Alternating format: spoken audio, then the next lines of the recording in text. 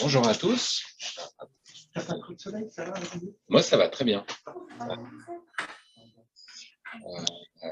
Merci d'être là ce matin. Donc, on va aborder ce matin un sujet qui, moi, me tient à cœur, mais qui est quand même une petite niche, hein, qui est la gestion des troubles conductifs après le TAVI.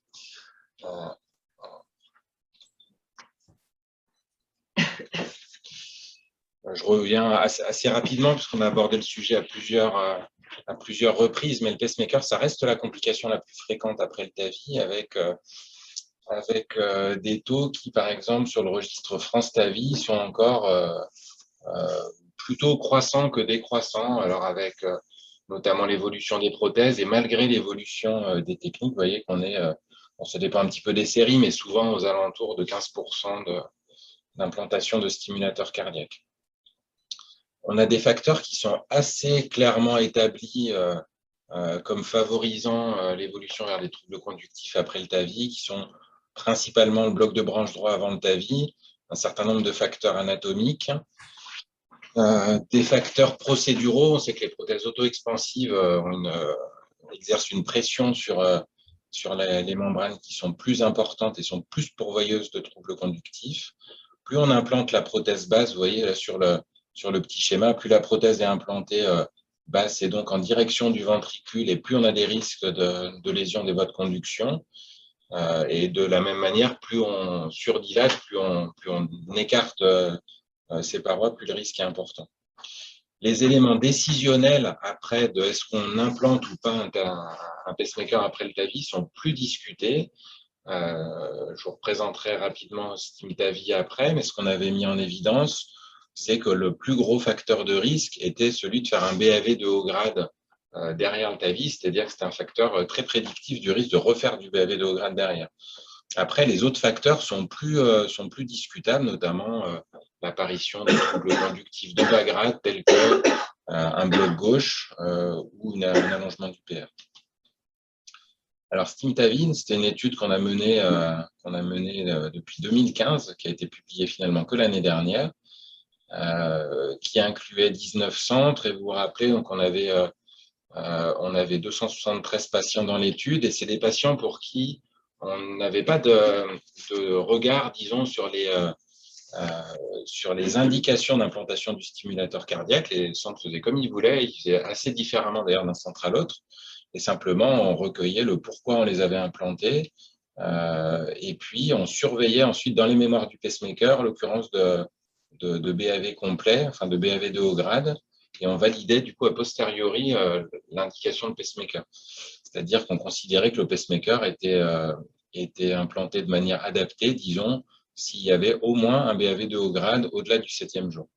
Le résultat de l'étude, ça avait été que 70% des patients présentaient du BAV de haut grade à distance, après le 7e jour, et avec des critères prédictifs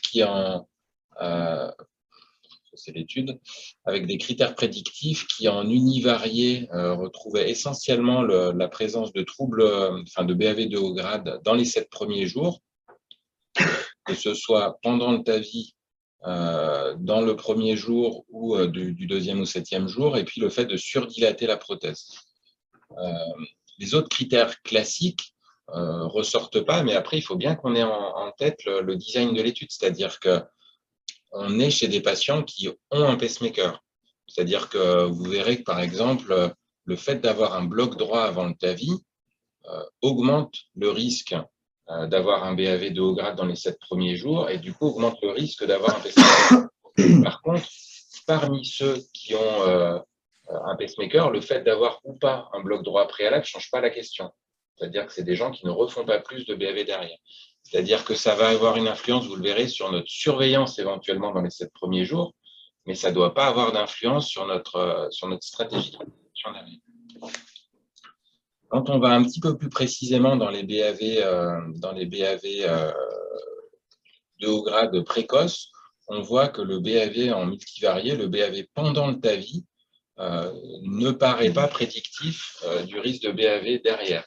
Et on voit qu'il y a vraiment une différence entre faire un BAV au moment de la procédure et faire un BAV et faire un BAV après la procédure, que ce soit le premier jour ou encore plus à distance. On a l'impression que plus on est à distance, plus c'est prédictif de refaire du BAV derrière. Et comment t'expliques qu'en univarié, ça sortait pareil alors Ça sortait pas tout à fait pareil. Pas tout à fait. Ouais, le risque. Un peu moins, Pas revenir. C'était déjà pas tout à fait pareil. C'était déjà plus fort. C'était déjà plus fort. De le faire à distance. De le faire à distance.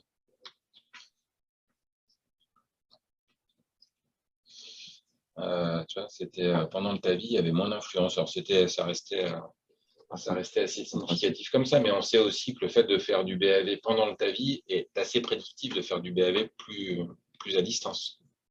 Après, il y a quand même deux entités un petit peu différentes dans le BAV. Pendant le TAVI, il y a deux entités cliniques très différentes qui sont le fait de bloquer 3 ondes P au moment où on dilate au moment où on largue la prothèse, et le fait de rester en BAV et d'arriver à l'usique en BAV. C'est deux scènes cliniques différentes. Et ce qu'on considère comme BAV qui n'est pas pendant le TAVI, c'est un BAV qui persiste à l'usique, par exemple, même à J0. Vous voyez que le BAV, il est J0J1 là, celui-là.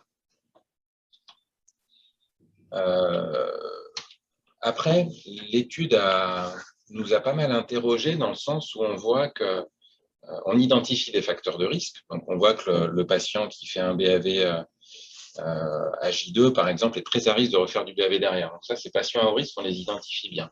Après, on voit aussi que, je vais remonter, mais on voit que le fait de ne pas faire de BAV de haut grade précoce, ceux-là n'en font pas, on voit que c'est très protecteur quand on n'en fait pas précocement, on n'en fait quasiment pas derrière. Et pour autant, il y a quand même, alors c'est pas ici, il y a quand même parmi les patients qui ont pas de facteur de risque, qui n'ont pas fait de BAV de haut grade, on a quasiment 30% de ces patients qui font quand même du BAV de haut grade secondairement. Donc ça interroge parce qu'on arrive à identifier une population à haut risque, mais on a du mal à identifier une population à bas risque. Alors ça pose plusieurs questions, et notamment ça pose la question de la pertinence clinique des BAV. Ça, c'est une discussion qu'on a eue assez longuement, c'est-à-dire qu'on considère comme BAV de haut grade les trucs les définitions générales, c'est-à-dire un BAV complet ou un BAV de MOBITS 2, théoriquement. Alors, on n'a pas toujours les éléments pour répondre. Ou alors, on considère une pause de plus de 3 secondes. C'était les critères de l'étude. Et on peut s'interroger sur certains BAV. Vous voyez, par exemple, celui-là, il est considéré en BAV2 par l'appareil, parce qu'on bloque, alors sur les pacemakers Sorin, c'est quand on bloque de 3 ondes P sur 12. Et du coup, vous voyez que ça correspond à un phénomène de Luciani-Venkeback. Là, on a une onde P qui ne passe pas par moment. Et typiquement, un BAV de ce type-là, on ne doit pas le considérer comme quelque chose on n'aurait pas mis un pacemaker là-dessus. Il faut savoir que dans l'étude, ces BAV-là, on les a considérés comme pas pertinents, ils ne validaient pas le critère primaire. Par contre, un BAV comme ça, alors vous voyez, là, on a le canal atrial, on a le canal ventriculaire, vous avez les ondes P du coup ici. Vous voyez que là, vous avez 2 ondes P consécutives qui ne passent pas, ils stimulent sur la 3e montée. Donc là, on a un BAV complet. Alors, on peut toujours me dire que peut-être l'onde P d'après serait passée, mais bon, ça, on ne le sait pas. Donc là, c'est un vrai BAV de haut grade. Et pour autant, qu'est-ce qu'on dit de ce patient-là qui, sur toute sa surveillance de plus d'1 an, a fait finalement un seul épisode le 25 décembre à 3 h du matin. Est-ce qu'on aurait dû l'implanter là-dessus ou pas? C'est difficile de répondre. On a des éléments qui nous permettent de répondre un petit peu, et notamment, il y a une belle étude qui est assez limitée, qui est une étude sur un holter de 24 heures pré-TAVI, où on voit que chez des patients complètement asymptomatiques, on a environ 3% des patients qui, sur ces 24 heures-là, font du BAV de haut grade. Donc, c'est des patients on sait que les patients qui ont un ARA sont sujets à des troubles conductifs. S'ils ne sont pas symptomatiques, on ne les implanterait pas, et peut-être que ce qu'on voit après le TAVI ne justifierait pas non plus une implantation. Donc, il y a des études qui nous aident un petit peu là-dessus, notamment des études holter, avec des holter patch, avec des holters implantés. Il y a une étude qui va bientôt paraître, qui était l'étude LBBB-TAVI, qui s'est déroulée en même temps que la nôtre, qui comparait chez des patients qui avaient un bloc gauche post-TAVI. On faisait une exploration, soit ils avaient des troubles conductifs à l'exploration, on allait à l'implantation du pacemaker, soit pas, ils mettaient un holter implantable. Donc, l'étude est à paraître prochainement.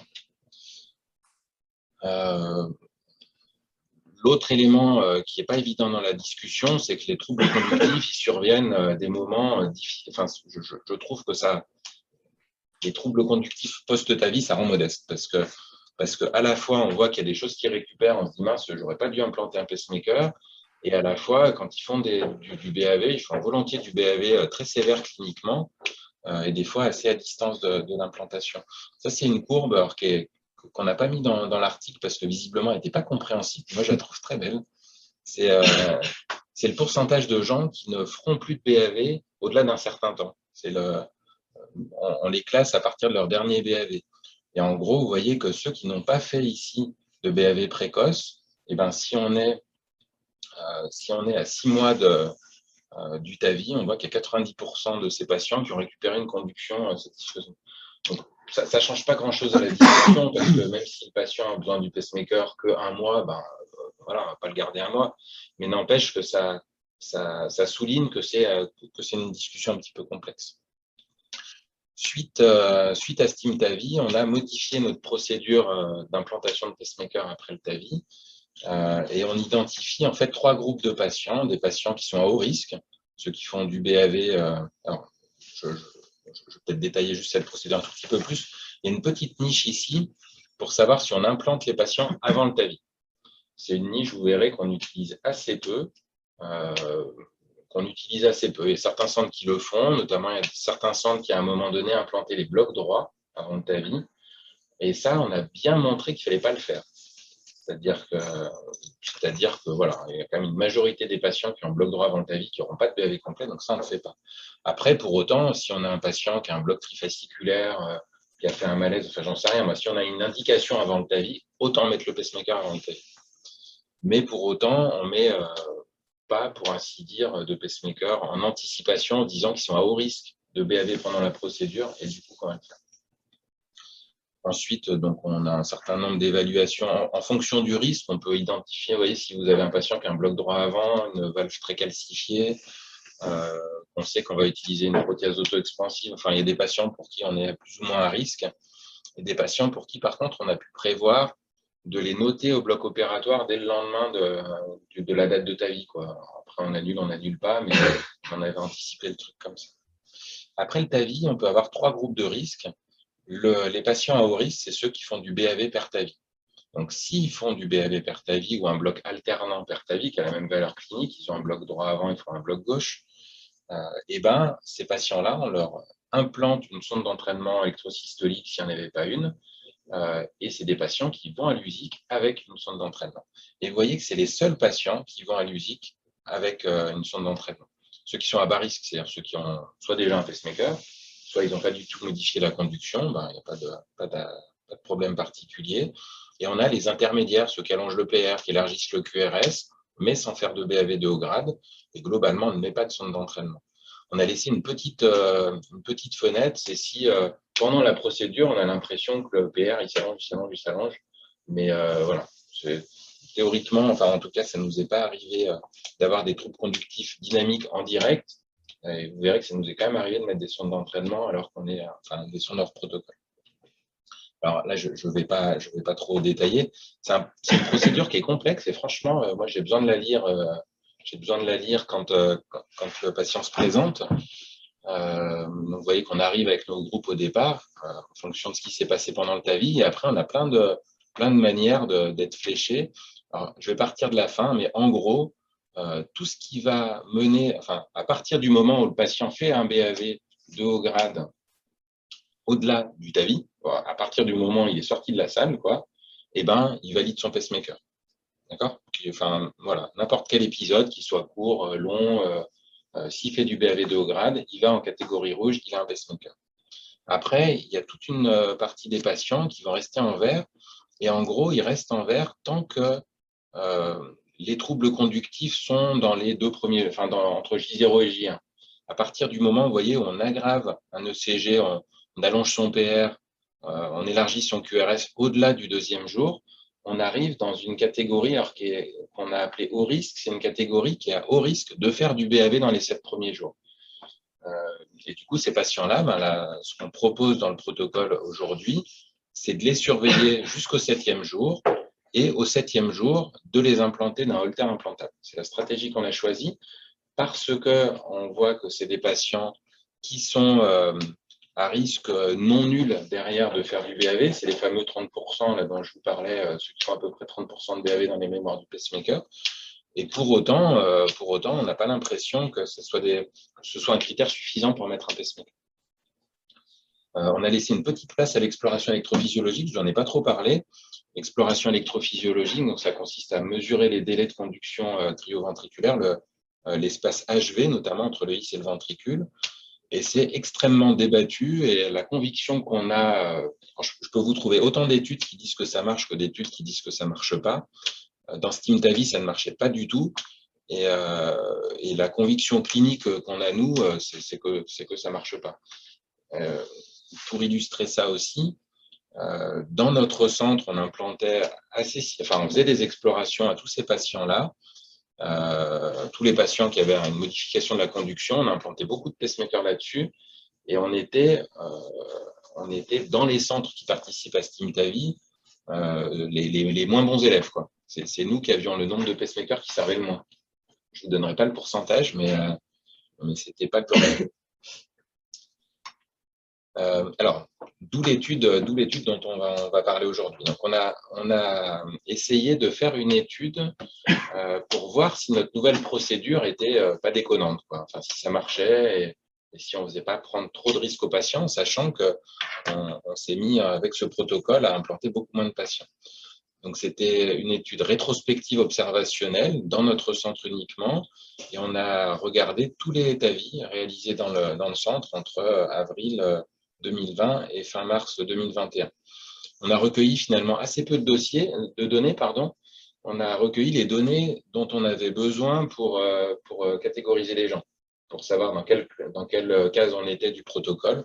Est-ce qu'ils avaient un bloc droit pré-TAVI, quelle prothèse ils avaient, l'évolution des électrodes, etc.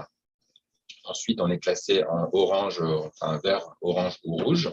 Et on regardait deux choses. On regardait l'évolution hospitalière, avec bien entendu, est-ce que le protocole avait été respecté, est-ce qu'ils ont eu un holter implantable, est-ce qu'ils ont eu un pacemaker, puis un suivi à distance. On a cherché à avoir un suivi à 90 jours. Alors, vous verrez qu'on a un suivi un peu au-delà de ça. Mais on voulait savoir s'ils étaient décédés derrière, hospitalisés pour insuffisance cardiaque, est-ce qu'ils avaient eu un pacemaker secondairement, est-ce qu'ils avaient eu des complications du pacemaker qu'on avait mis, et est-ce qu'ils avaient syncopé derrière, notamment dans la population à qui on n'a pas mis de pacemaker. Alors, on a donc étudié tous ces patients candidats au TAVI. Alors, dans les patients candidats au TAVI, il y en a qui n'ont finalement pas eu de TAVI, mais ceux-là, on ne les a pas les a pas évalués. Et on a eu au final 130 patients pour qui le TAVI a été réalisé. Il n'y a eu aucune implantation de pacemaker anticipée sur cette année-là. On n'a pas mis de pacemaker avant le TAVI. Il s'agissait majoritairement d'hommes, en âge moyen de 81 ans. 15% des patients avaient un bloc droit avant le TAVI. Je sors de ça les patients qui avaient déjà un pacemaker avant le TAVI. Comme on voit dans les études, c'est des patients qui sont à risque de BAV, en fait, les patients qui ont un RA. Il y en a déjà 15% qui avaient déjà un pacemaker avant. Et ensuite, une donnée qui est importante pour notre centre, c'est qu'on met beaucoup de prothèses auto-expansives, beaucoup plus que la moyenne nationale. Les prothèses auto-expansives sont beaucoup plus pourvoyeuses de pacemakers que les prothèses balloon expandable. Donc quasiment 80% de prothèses. La stratification du risque après la procédure, on arrive en catégorie vert chez 60% des patients, en catégorie orange chez 26% des patients, en catégorie rouge chez 13% des patients. Alors, qu'est-ce qui se passe après chez ces patients? Donc, on va faire d'abord pendant l'hospitalisation, ensuite dans le suivi. Donc, chez les patients qui sont en catégorie vert, c'est des patients qui auraient dû avoir, alors, je ne sais pas si vous avez vu sur le protocole, mais en fonction de si vous n'avez rien fait, que vous n'aviez pas un bloc droit avant, la durée de séjour recommandée n'est pas tout à fait la même.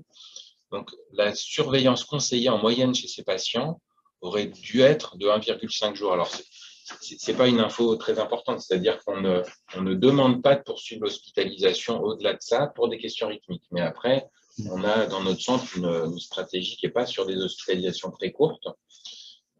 Donc, on aurait pu être plus court et en tout cas, on voit qu'on n'a pas gardé les gens pour le rythme plus que ça. La durée d'hospitalisation moyenne, elle est à 5,5 jours. Dans cette catégorie-là, dans ceux-là, donc ils n'auraient rien dû avoir sur le plan rythmique, pas de pacemaker, pas de reveal. Et on en a un qui a eu un reveal, pardon, pour ils ont plutôt une maladie de l'oreillette. Ils faisaient une alternance bradytachie. Je ne sais pas trop. Bon, voilà, l'indication n'est pas hyper claire, mais en tout cas, pas pour des troubles conductifs.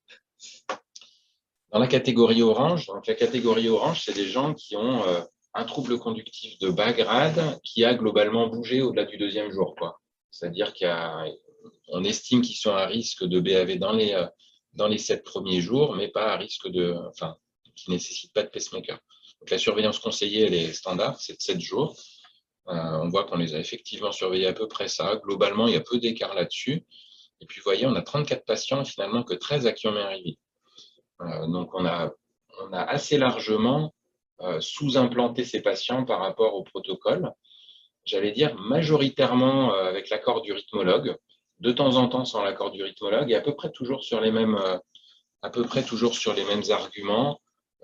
Et vous verrez, on en reparlera derrière, mais il y a des petites fenêtres du protocole qui nous interrogeaient un petit peu.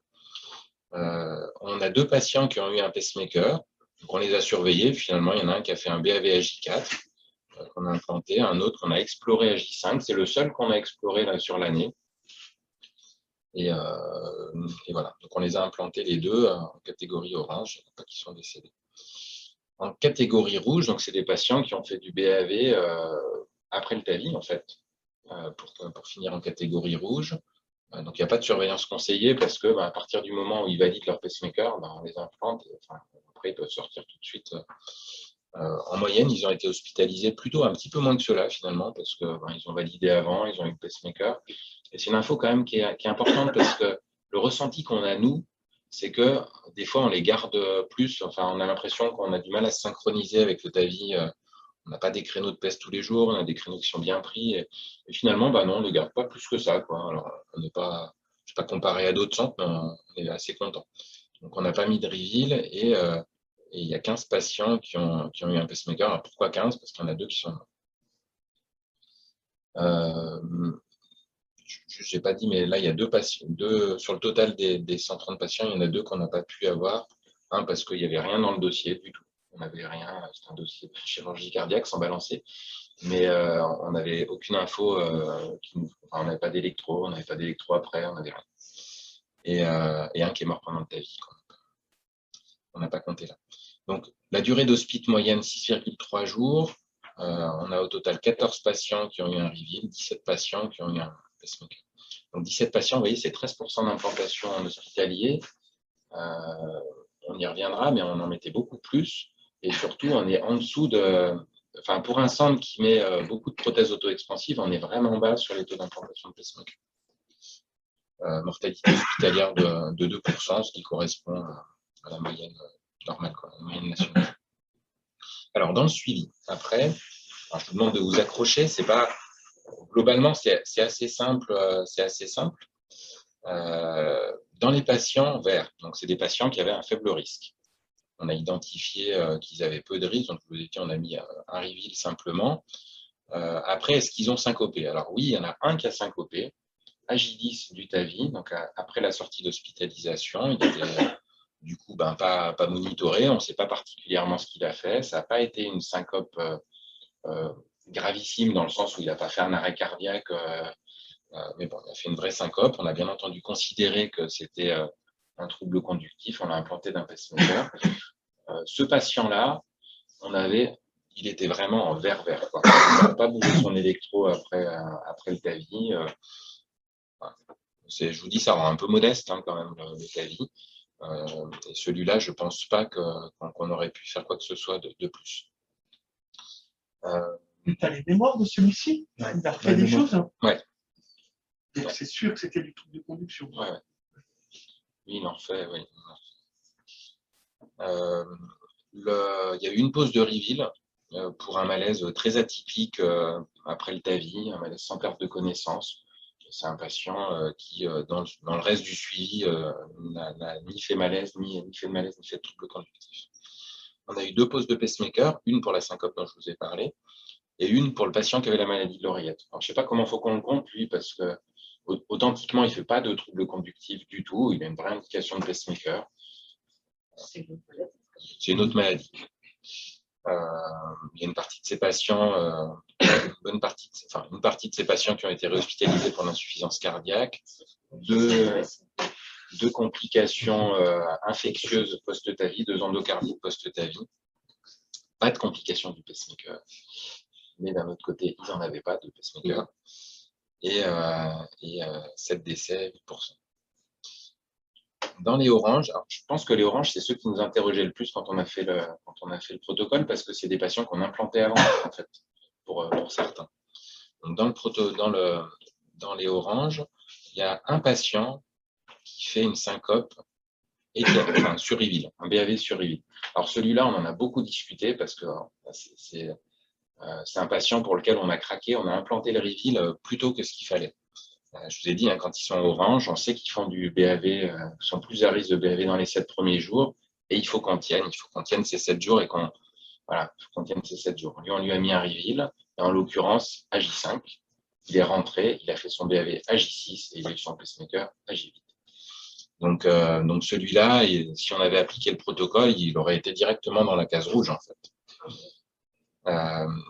On n'a pas eu de reveal, on n'a pas posé de reveal secondairement à des gens qui n'en avaient pas posé de reveal. Et donc, on a eu 2 pacemakers, celui dont on a parlé là, un BAV syncopal, et un autre pacemaker suite à du BAV asymptomatique à J243 sur le reveal. Discutable. Un patient qui est hospitalisé pour l'insuffisance cardiaque, un décès sur des plus petits volumes. Dans les catégories rouges, il n'y a pas de patients qui ont fait de syncope. Alors, dans Stimtavir, on en avait quelques-uns qui avaient fait des syncopes, un notamment sur une TV. Mais voilà, là, personne n'a fait de syncope. Bien entendu, ils n'ont pas eu de reveal. Il y a un patient qui est hospitalisé pour de l'insuffisance cardiaque et on a une complication de pacemaker avec une reprise pour un problème de sonde. Et 2 décès. Alors, les conclusions de l'étude, c'est que globalement, on applique plutôt assez bien le protocole. Et c'est méritant. Alors maintenant, les protocoles, ils sont dans les pochettes, dans le classeur des patients, et c'est bien parce que franchement, pour se rappeler du protocole, c'est pas évident. Et ce qu'on propose, c'est chaque jour d'entourer là où on est, quoi. Enfin, voilà, c'est pour essayer de bien se situer dans le protocole. En gros, les verts et les rouges, c'est assez simple, et ça a été vraiment plutôt très bien fait. Les oranges, pas vraiment. Les oranges, pas vraiment, en bonne partie à cause des rythmologues, parce que, écoutez, il y a 2 trucs qui nous posent un petit peu question. On y reviendra juste après sur la reprise du protocole, mais c'est notamment les QRS très prolongés chez des gens qui avaient déjà un bloc avant, patient qui a un bloc gauche à 140. C'est vrai que quand les QRS sont à plus de 150, on bascule dans la catégorie orange. Et autant de passer d'un QRS normal à 150, ça a du sens, autant on peut discuter le sens d'un élargissement comme ça. L'autre chose, c'est le PR long. Alors, le PR long, c'est très discuté parce que ça ressort quand même assez bien pour le coup. C'est assez associé à un risque de BAV, un surrisque de BAV dans les premiers jours et un surrisque d'implantation de pacemaker. Et par contre, dans l'étude Stimtavir notamment, ça n'avait pas du tout d'influence sur les BAV tardifs. Donc, est-ce que l'allongement du PR enfin voilà, nous, ça nous a interrogé notamment que des PR longs avec des QRS. Majoritairement, ces patients qu'on n'a pas implanté de reveal, majoritairement, c'est sur Avirythme. L'autre chose l'autre critère hors protocole, c'est les sondes d'entraînement. Il y en a quand même pas mal de sondes d'entraînement qui ont été implantées chez des gens qui n'avaient pas fait de BAV per TAVI. Alors, on n'a pas, de statistiques sur les complications. J'ai pas l'impression qu'il y ait plus de complications que ça. Mais voilà, on a typiquement un patient qui a un bloc gauche impair très long après le TAVI. Je pense qu'il faut qu'on sache se retenir et pas leur mettre une sonde d'entraînement. Alors, il y en a qui vont faire des... Non, alors souvent, ils font une stimulation sur guide. Donc, souvent, ils ne mettent pas la sonde avant, ils mettent la sonde exprès après. Ils en mettent moins, je trouve. Et ils en mettent beaucoup moins. Mais du coup, on a l'impression qu'on n'est pas, voilà, qu'on n'est pas constant sur notre stratégie.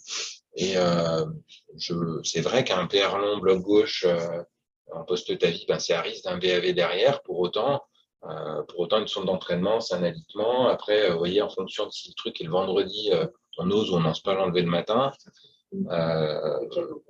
Le week-end encore moins. Voilà. Donc en tout cas, ça a été un vrai écart qu'on a eu sur un certain nombre de patients. Je n'ai plus le nombre en tête, mais c'est arrivé plusieurs fois.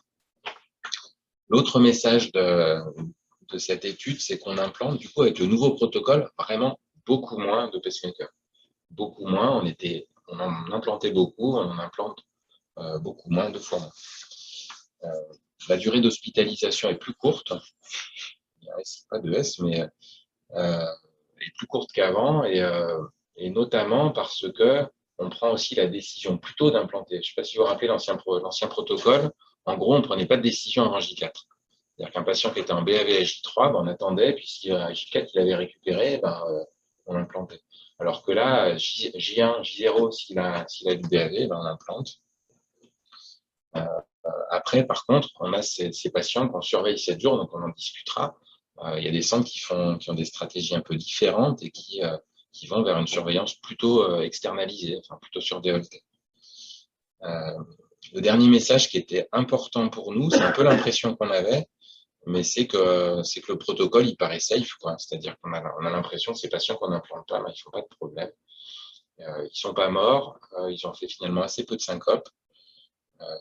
Et dans les syncopes qu'ils ont fait, globalement, il y en a 2 qu'on avait bien identifiés. Il y en a un qui fait un truc, franchement, celui qui fait la syncope à J10 avec un électro qui n'est pas modifié, ben, on serait tous passés à côté. Donc on a l'impression que c'est plutôt bien. Alors, ça, c'est juste pour vous refaire le visuel par rapport à SteamTavi. Donc, cette année, dans SteamTavi, dans l'étude en question là, on a 100% des patients du coup qui sont implantés sur du BAV de haut grade. On n'implante plus sur du BAV de bas grade.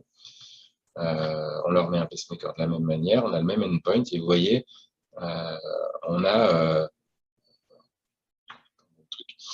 une grosse majorité de patients qui valident le critère primaire. Donc, je suis allé revoir les mémoires des pacemakers de tous ceux qui en ont mis des pacemakers. On a refait comme dans SteamTavi, sans adjudication centralisée, j'ai fait ça tout seul, mais du coup, on voit que ces patients font du BAV au-delà de J7, très, très, très, très, très majoritairement. J'ai mis 92,8, c'est pas ça, hein. C'est 98. 98,2. Donc, c'est presque...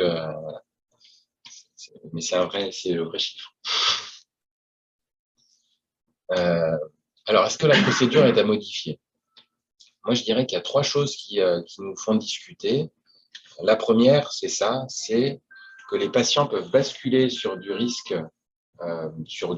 de BAV, sur simplement des mesures de... Alors, c'est tout petit, hein, sur des mesures de QRS ou de PR. C'est-à-dire que s'ils ont un QRS qui est supérieur à 150 ou un PR supérieur à 240, indépendamment de la dynamique qu'il y a pu avoir derrière, qu'il y a pu avoir avant, ils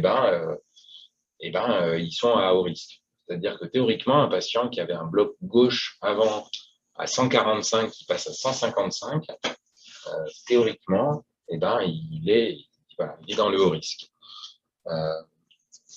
Et c'est difficile de trouver des preuves dans la littérature pour aller contre ça, en fait, parce qu'on n'a jamais cette notion de comment ça a évolué, de comment était le truc avant.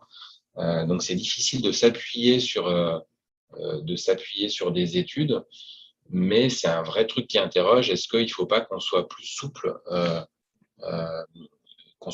et qu'on ne retienne ce 150 que chez quelqu'un qui a un bloc gauche des nouveaux? Par exemple, moi, ça serait ma proposition. De la même manière, le PR long, on a des patients qui, avant le TAVI, ont un PR qui est déjà prolongé, et de passer d'un PR normal à un PR à plus de 240, ça peut avoir du sens. de passer d'un PR à 230 à un PR à 250, je ne suis pas certain. Et ça, c'est parce que dans les études, tu n'as pas de caractère évolutif, c'est ça, Exactement. c'est que… C'est-à-dire qu'à un moment quand donné, ils ont ils fait des étudient trucs, la ouais. partie qui a plus de 150, Ouais. plus de 240, et ils voient qu'ils sont plus à risque d'implantation de pacemaker à chaque fois. On n'est jamais des études comme SimTavi qui ont validé, enfin qui ont regardé les troubles conductifs derrière, il n'y en a pas tant. Il n'y en a pas. C'est pour ça que tu as des valeurs absolues. Oui, c'est ça. La deuxième interrogation qu'on a, c'est qu'est-ce qu'on fait au-delà de ces 7 jours? Et moi, voilà, c'est une vraie interrogation parce qu'on s'aperçoit que ces patients à qui on met des rivides, finalement, il ne se passe pas grand-chose. Dans ceux à qui on a mis un rivide, alors d'abord, on en a mis beaucoup moins que ce qu'on aurait dû, entre guillemets, et peut-être tant mieux.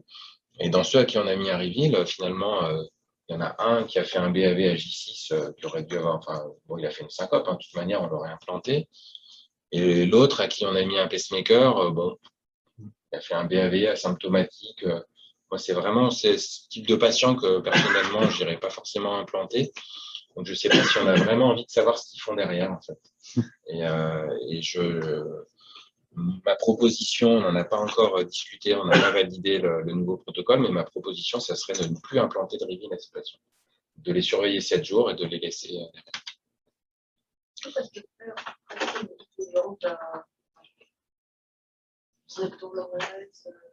On leur laisse 3 ans, on leur laisse le temps du rivine.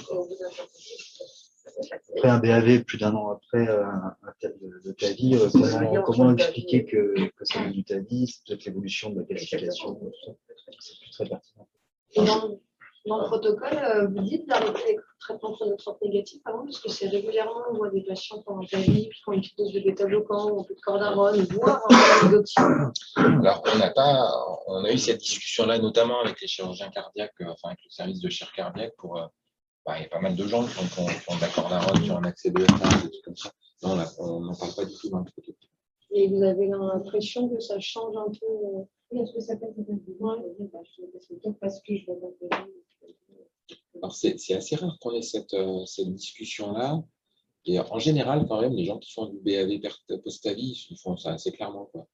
Enfin, je veux dire, c'est assez rare que ça interroge finalement. Ils font du bon BAV. Enfin, c'est pas 2,5 de bisoprolol qui change ouais, la c'est donne. ça. On se pose rarement la question. Enfin, on n'implante pas pour du BAV Mobitz 1, par exemple.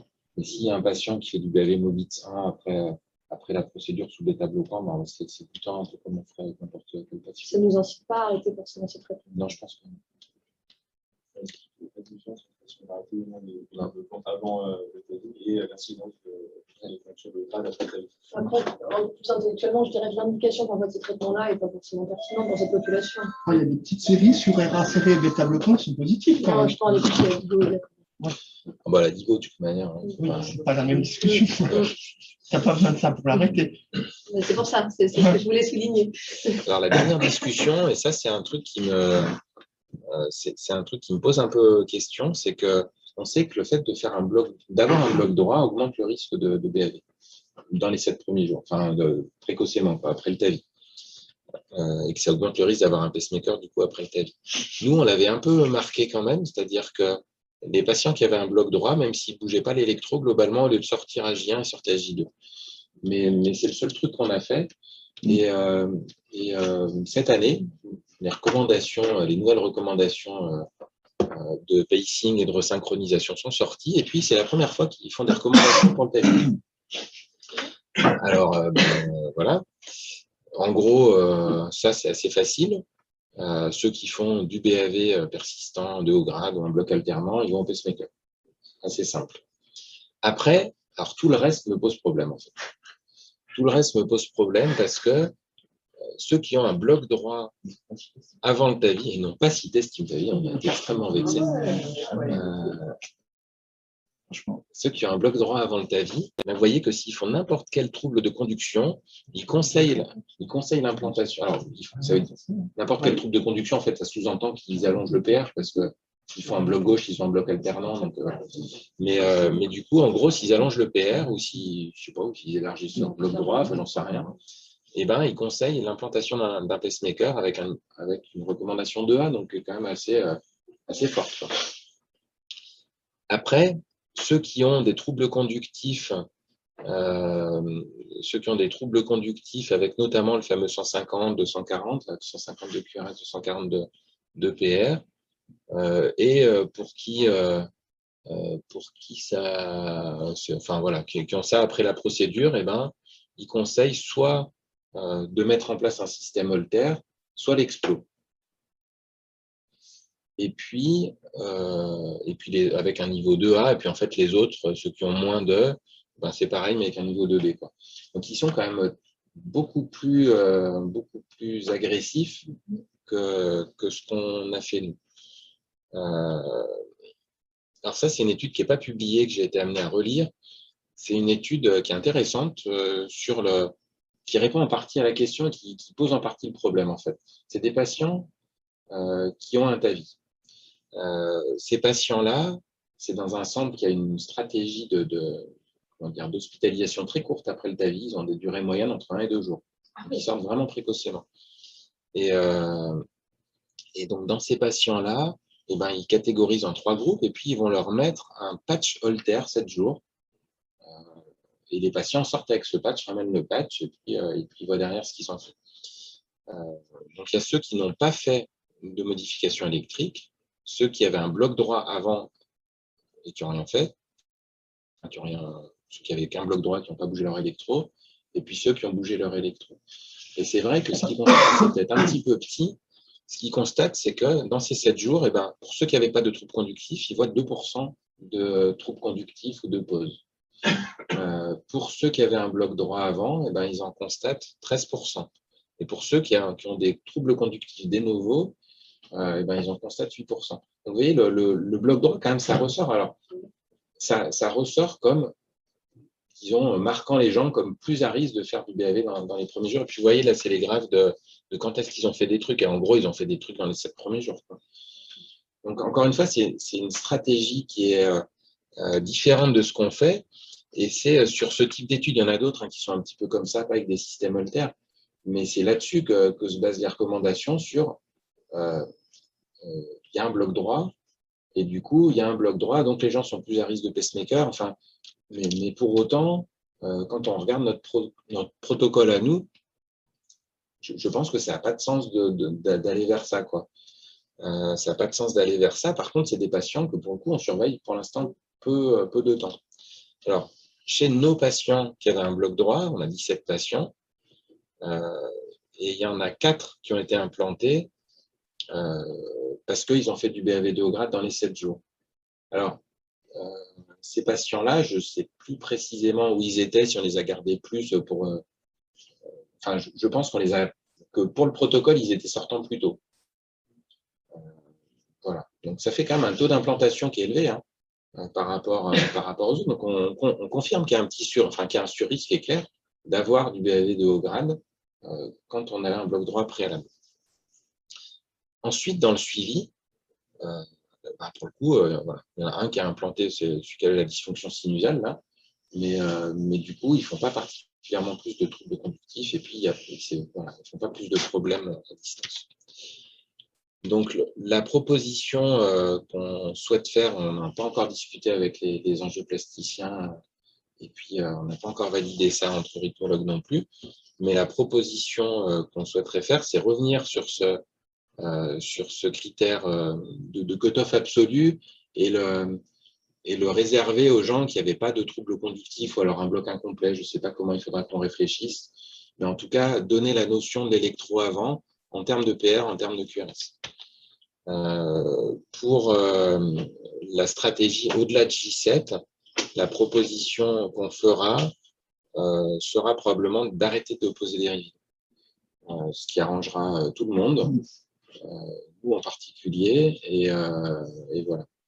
Et notamment, encore une fois, pour rester sur des éléments forts et puis essayer de sortir de la question de la pertinence clinique, c'est-à-dire que je ne vous ai pas présenté LBB TAVI, j'ai relu qui sont en cours de soumission d'articles, donc je suis dans les auteurs et j'ai du coup eu accès à l'article, et vous verrez qu'ils ont une conclusion qui est complètement à l'opposé de ce que je suis en train de vous dire là.